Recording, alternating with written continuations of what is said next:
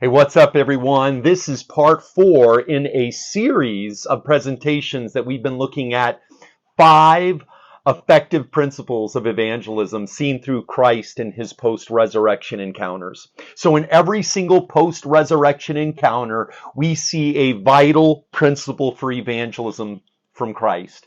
So in part 1, we saw the first principle in Jesus's encounter with Mary. Jesus made the first move. We've got to start making the first move. Of meeting with people and becoming the missionaries. Instead of making new people figure out how to do church, we need to figure out our community so that we can break down barriers that divide us. We have to make the first move. In part 2, we saw our second principle in John's encounter with the empty tomb. We saw the importance of meeting people where they are. All right. Everybody's a little different. Everybody's process is a little different. The way we handle and process information is different. So the way John came to believe in the resurrection was different than the way Mary came to believe in the resurrected Lord. So there are left brain people, there are right brain people, there were type A, type B, and everything in between. And we've got to try to meet everybody right where they are. We can't meet them where they are not, okay? In part 3, our third principle, we talked about the importance of giving people what they need. We saw this in the encounter with Thomas. So Thomas needed to touch and feel Jesus before he would ever believe in Jesus. And even though what Thomas asked at first seems ridiculous, over the top, unrealistic, Jesus still gives it to him. Because you see, that's what Thomas needed. We need to do the same thing if we want to reach people with the gospel. We need to give people what they need. Not what we think they need, but what they need. Because people will not believe in your Jesus until they touch and feel Jesus in you first. This brings us to our fourth principle. Today's principle from Peter's encounter with the risen Lord. So, our fourth principle of effective evangelism is building safety. We've got to build safety. We see Jesus building safety throughout all of his encounters, but especially with Peter. See, if we want to be able to connect with people, if we want our evangelism to be effective, if we want to hold on to new believers, then we have got to build safety. So in Luke chapter 5, Peter says, "Depart from me because I am a sinful man." But at the end of his journey with Jesus, in John 21, we see him running half naked to Jesus. Think about it. He's gone from running away from Jesus to running towards Jesus. What made the difference in Peter's life? Well, now, after being with Jesus for 3.5 years, Peter knows that Jesus is a safe place to run to. Have you noticed that the people always running to Jesus in the Bible are often the very ones that are running away from the church?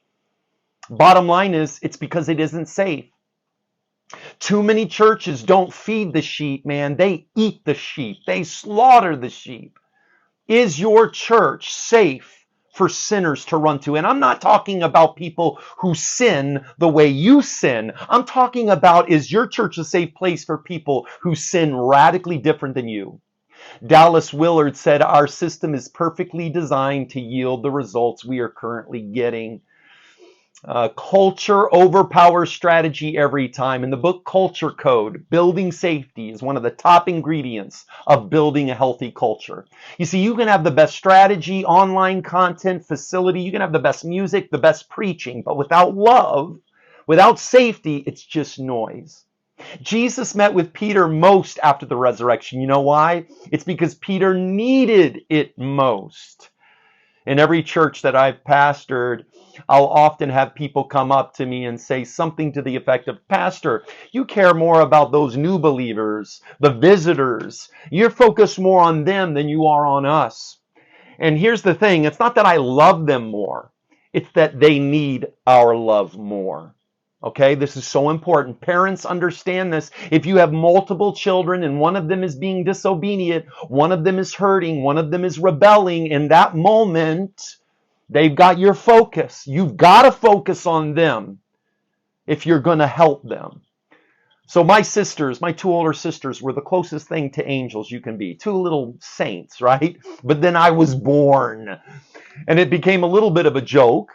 But there was this period of time when I was struggling in my addiction that I occupied the attention of my parents.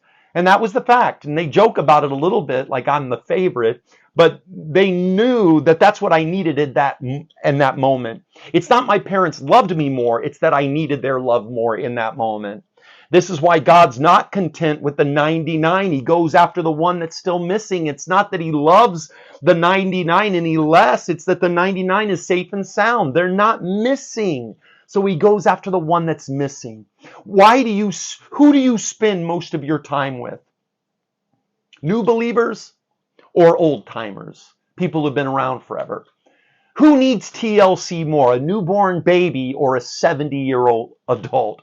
Narcotics Anonymous has a saying, they repeat it at every meeting, that the newcomer is the most important person at any meeting because we cannot keep what we have without giving it away. This is fundamental to Christianity. This is so important if we want to build safety, if we want to be effective. Listen, if you focus on the newcomer, okay, you'll keep the old timer. You'll keep the person who's been around. But if you focus on the old timer, not only will you lose the newcomer, but you're going to eventually lose that old timer too. Because you see, eventually people die. I know some of those mean folk don't seem like they're ever going to go, but they do. They eventually go. Jesus was patient with Peter. We need to be more patient with people because, see, transformation is a process. It doesn't happen overnight. You see, the reason people don't give the church a try is because our expectations are usually unrealistically high. We've got expectations we can't even keep. As a church, we need to learn how to celebrate small steps. We need to give people more manageable milestones.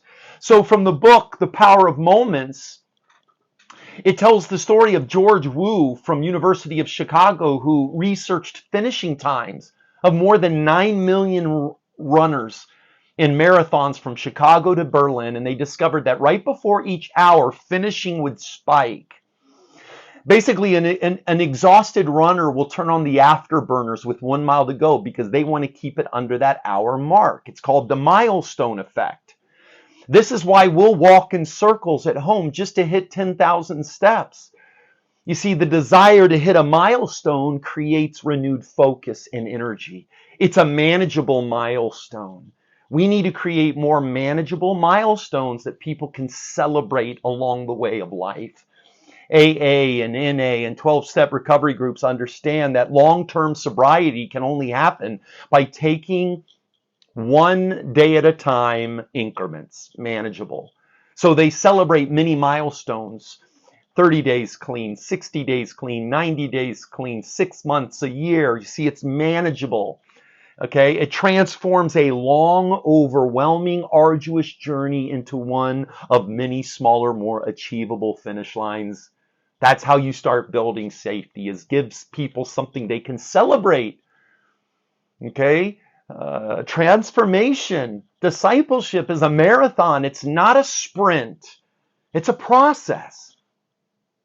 But you'll notice that once safety and trust is established and Jesus is alone with Peter, he does practice accountability. Jesus makes an appeal. He says, look, Peter, do you love me? He's asking for a commitment. He's calling Peter to a decision to follow him. Man, Jesus was constantly calling people to commitment. Follow me, follow me. You see, building safety often also means making effective appeals that connect with people who are ready to make a decision for Jesus without alienating people who are not ready to make a decision for Jesus. You see, transformation begins with making a decision. We are called to be conduits through which decisions are being made. And you'll notice that the second that Peter makes his profession of faith in Jesus, Jesus affirms that with feed my sheep. Basically, get to work. He does not wait. Doesn't make Peter wait before he proves himself. He doesn't make Peter take a period of time of just sitting there. Jesus immediately affirms Peter's decision and he empowers him. When people make a decision, immediately affirm their decision and make that decision take place, whatever that decision is. Remember, Christianity is not get ready and then come to Jesus. It's come to Jesus and he'll get you ready. God does not call the qualified. He qualifies the called. Notice Jesus immediately empowers Peter. You see, building safety is about empowering people. You see, the best way to hold on to new people is by getting them involved. It's by putting them to work. Nothing makes people feel more a part of something more important than having a job. We've got to empower people. Building safety is giving people a job. It's giving them importance. We understand this in recovery. 12-step recovery groups understand this because, you see, one of the foundations of recovery is service work. You see, we can't keep what we have without giving it away. I'll never forget early in recovery, my sponsor got me involved in what was called service work. All right. It was a way I could give back to the program that saved my life. It was a way I could serve God and become a part of something bigger than me, which is what held on to me and was very much a part of my recovery and staying clean. And so he got me very involved in the beginning. He said, Richie, just show up and be there. And he'd have me set up chairs. And then he would have me come to business meetings. And he'd have me go here. He brought me with him to jails and institutions where I could share a message of hope and tell people, hey, I've been where you are. And I'm out of there and I'm staying out of there. And you see, this important part of serving created a safe place for me to recover. He put me to work. He affirmed my decision and got me involved. And he took the time to disciple me. And that's what we need to do in the church. I'll never forget the time when he asked me to make coffee. And for those of you who do not know, coffee in 12-step recovery is a very important thing, right? And so, in fact, the joke is often said that the only thing you need in order to start a new meeting is a coffee pot and a resentment. All right. So making the coffee was a big deal. And I'll never forget when he asked me to make the coffee. I didn't know how to make coffee. I know that seems ridiculous, but I didn't. I knew how to use drugs. I didn't know how to make coffee. And, this was before the time of YouTube and just looking it up and watching a tutorial, right? And I followed the directions, okay? I know how to read, but something got lost in translation, and I used tablespoons instead of teaspoons. And this coffee was not any ordinary coffee, okay? This was Cafe Bustelo. This stuff was strong, man. This coffee didn't mess around. This coffee would put hair on your chest, right? Or make the hair on your chest stand up straight. And so I'll never forget it. I made the coffee and I remember just feeling a sense of accomplishment. And then I went and sat down and I got my own cup of coffee, sat down, and I looked around and I saw people drinking my coffee. And I just felt, man, I felt so proud of that moment, and just saw them drinking that coffee and enjoying it. And then I took a sip of my coffee. And let me tell you, I almost levitated out of my seat. I almost spit it out. It was the most nasty tasting, strongest coffee I had ever tasted in my entire life. I mean, it was like mud. It was so, so bad. It was terrible, terrible, terrible coffee. And, I was just waiting for someone to come up to me and say, hey, that was really bad coffee. I was waiting for someone to say, hey, who made the coffee? Because, see, I grew up as a pastor's kid, and often that's what will happen. I saw happen in the church. So I was just waiting for someone to kind of point out where I had messed up and how I had screwed up. And it never happened. No one came up to me. And it really sunk in to my heart. And I remember going up to my sponsor and telling him about it and just saying, look, man, man, the coffee was awful, and I'll never forget. He said, yeah, but you having the job and making that coffee, service work, was more important than the coffee tasting great. You see, their love for me and getting me involved was more important than them having good tasting coffee. Now, they never did ask me to make the coffee again. I will say that. But Let me tell you, that left an imprint on my life. In the church, we need to get people involved.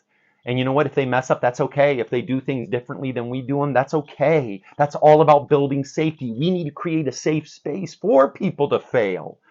Because, friends, it's often from our mistakes and our failures that we learn some of our greatest lessons. All right, friends, come on. We've got to build a safe place for broken people to come and encounter the risen Christ. So, principle 1, we got to make the first move. Principle 2, we got to meet people where they are. Principle 3, we've got to give people what they need. Principle 4, we've got to build safety for all sinners, not just sinners that sin like you. If you were blessed by this content, make sure you hit like, make sure you share it with your sphere of influence, make sure you subscribe to the YouTube channel, and may God bless you and keep you as you make a difference for his kingdom.